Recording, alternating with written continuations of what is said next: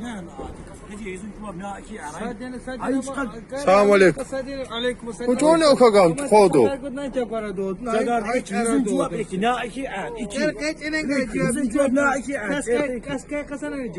Koru hamut sen çakılmış orada hiç karakter şamaçı Ay hiç karakter şamaçı Okay mı diga? Para var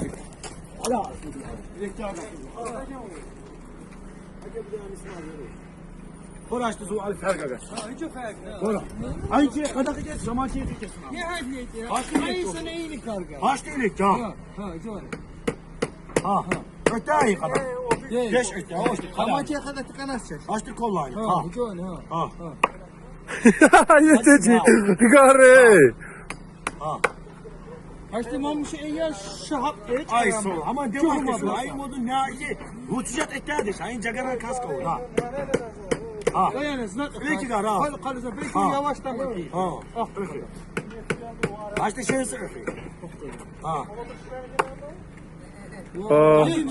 Benim şey ya şahap Ay geç olma sol. bak. Ama açılmıyordu. Zıva açılmıyor. Ay çünkü cevap aynı. Ay çünkü ruçacak eklerdi. Mamış John Can Mami. Ganayşe Ama Can Can değil. Dostaman gar. Ama huyunca diyor. Sahan hay ne öptü ha saçlı acıcın Ay gırgır. sol. O acama. Ne öptü ha? Dedi. Şimdi mi ya? Ay. Ham sağlam.